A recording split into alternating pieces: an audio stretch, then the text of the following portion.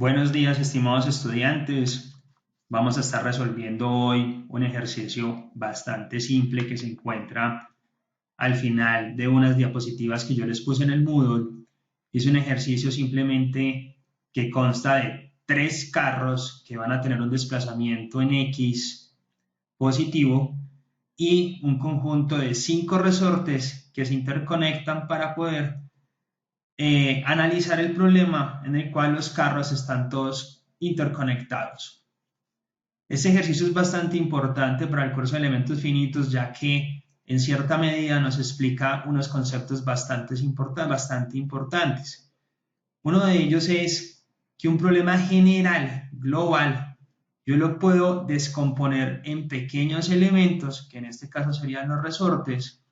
En cada uno de estos elementos imponer las ecuaciones matemáticas que gobiernan el problema, lo vamos a ver ahorita, y cuando yo para cada elemento encuentro las ecuaciones matemáticas que gobiernan el problema, el siguiente paso entonces sería aglomerar todos estos resultados a través de algo que se llama un proceso para crear una matriz de rigidez global a través de un proceso de superposición, y podemos resolver o encontrar la respuesta al sistema que estamos excitando. En este caso, lo que vamos a hacer es un diagrama de cuerpo libre para cada uno de los elementos. Entonces, empezando con este primer elemento que voy a señalar aquí en color rojo, podemos observar que por acá, en este punto, ese cuerpo está conectado al carro 1. Entonces, si yo logro hacer el diagrama de cuerpo libre para ese elemento, vamos a encontrar lo siguiente. Vamos a tener en línea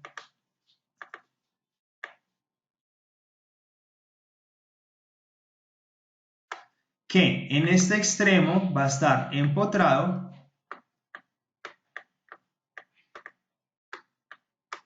y que en este punto lo voy a pintar de color rojo, voy a tener una fuerza aplicada.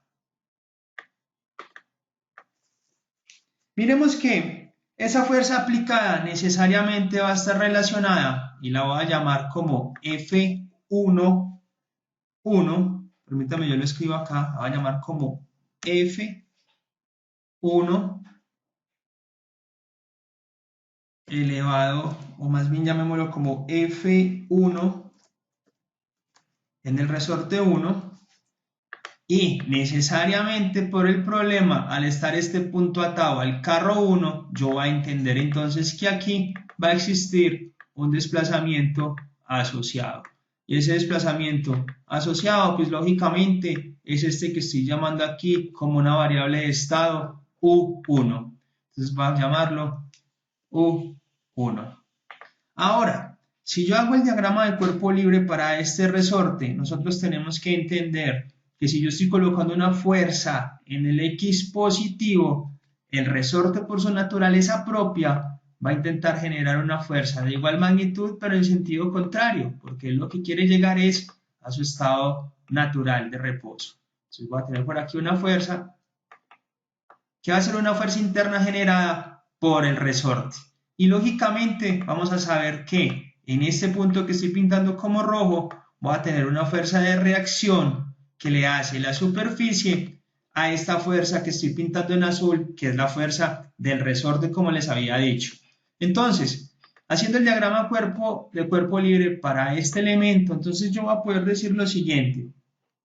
Voy a decir que, y me faltó aquí escribir algo, acordémonos que este resorte tiene una constante de rigidez llamada K1. Entonces yo voy a poder decir que esa fuerza en el resorte 1, dado el carro 1, va a ser igual a la matriz de rigidez del resorte por el desplazamiento al cual, o el desplazamiento U1 que estoy aplicando en ese nodo. Nuevamente observemos de dónde viene ese desplazamiento. Yo al carro 1 le estoy aplicando un desplazamiento o una fuerza hacia el lado derecho. Y ahí es donde yo estoy obteniendo este U1. Vamos ahorita a analizar el resorte 2 y nos vamos a dar cuenta que analizando el resorte 2 fácilmente vamos a poder obtener las ecuaciones constitutivas para los resortes 3, 4 y 5. simplemente vamos a tener que tener en cuenta cuáles van a ser los desplazamientos asociados en esos nodos que componen los resortes. Entonces vamos, como les decía, a analizar este K2 por aquí a un ladito. Hacemos lo mismo que hicimos con el resorte 1. Establecemos un diagrama de cuerpo libre. Sabemos que este resorte tiene una constante de rigidez llamada K2. Sabemos lo siguiente, ¿qué tenemos en estos puntos de acá?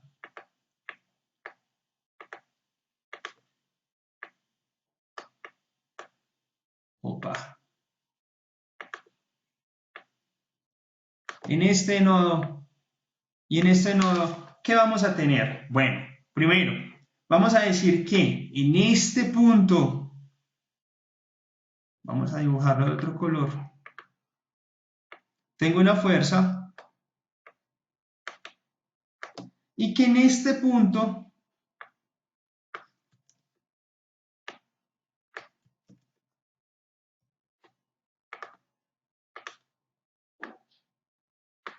tengo otra fuerza. Ahora, esta fuerza que yo dibujé en el lado izquierdo de ese resorte, esa fuerza va a ser F por el desplazamiento del carro 1 realizado sobre el resorte 2. Esta fuerza que tengo en el otro extremo, mire que esa fuerza ya está asociada al carro 2. Entonces yo por tanto voy a decir F hecho en el carro 2, perdón, F hecho en el carro 2 en el resorte 2. Y sabemos que aquí tenemos un K2, importante. Miren que acá nosotros también nuevamente tenemos que tener en cuenta los desplazamientos asociados. Voy a tener un desplazamiento acá, que ese desplazamiento lo voy a llamar 1 y voy a tener otro desplazamiento más acá,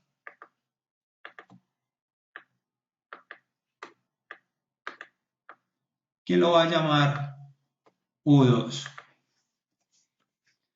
Si repetimos el mismo análisis que hicimos con el resorte 1, entonces observen que si yo estoy aplicando una fuerza en este nodo, necesariamente habrá una fuerza de reacción en sentido contrario, la voy a dibujar acá, la voy a dibujar de color café, va a haber una fuerza de reacción en sentido contrario que simplemente va a estar asociada ¿a quién? Al desplazamiento 2 por K2. Entonces observemos, para este primer nodo, el nodo del lado izquierdo, yo voy a poder escribir la siguiente ecuación. Yo voy a poder decir K2 por U1, ¿cierto? Que es la fuerza que está ejerciendo el desplazamiento 1 por el K2 del resorte en sentido positivo, menos esa fuerza de reacción que estoy pintando en café, que va a ser K2, la constante del resorte, por U2.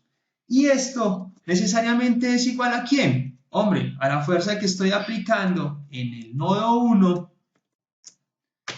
la fuerza que estoy aplicando en el nodo 1, y esa fuerza es ¿quién? Es la fuerza que le ejerce el carro 1 al resorte 2. Analicemos el siguiente nodo, el nodo del lado derecho. Ese nodo del lado derecho, si aplicamos la misma lógica, entonces yo voy a obtener para una fuerza aplicada en este nodo va a tener una fuerza de reacción en este sentido, que va a ser negativa, menos K2 U1, más, lógicamente, ¿quién? Hombre, el desplazamiento positivo que va en X positivo, que va a ser K2 por U2. Entonces voy a tener positivo acá, y esto va a ser K2 por U2. Y necesariamente va a ser igual ¿a quién? A F dado el carro 2 en el resorte 1. Algo que necesitamos comenzar a entender ya es que esto que yo tengo aquí es simplemente, o lo puedo ver simplemente como un sistema matricial. Súper importante, esto es durante todo el curso. Durante todo el curso nosotros vamos a estar sacando sistemas matriciales para poder resolver. De manera matricial, entonces, ¿qué voy a entender? Voy a tener aquí una matriz, voy a tener por aquí algo que yo voy a llamar un vector de interrogantes, que es lo que yo quiero encontrar, y por aquí se va a generar algo que yo llamo información conocida.